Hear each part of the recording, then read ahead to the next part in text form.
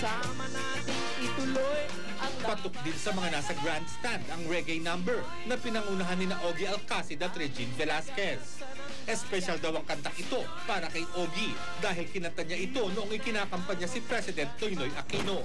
Pero ang talagang inabangan ng lahat ay ang espesyal na awiting pinamagatang Bagong Pilipinas.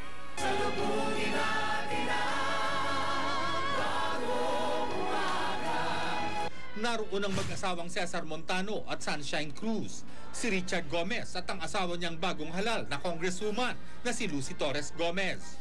Sabay ding dumating sa Quirino Grandstand ang magka-love team na Dingdong Dantes at Marian Rivera. Hindi rin nawala sa importanteng okasyong ito si Gretchen Barreto at ang presidential stylist na si Liz Uy. Ayon sa mga taga-showbiz, wala naman daw silang inaasahang kapalit ng suportang ibinigay nila kay Pangulong Aquino mula pa noong kampanya. Ang dami niyang haharaping problema para mabigyan pa kami ng atensyon. So, basta kami naniniwala kami na sa kanya na mababago niya kung ano man yung dapat baguhin sa ngayon. Para sa mga bituin, sapat nang naging bahagi sila ng makasaysayang araw na ito.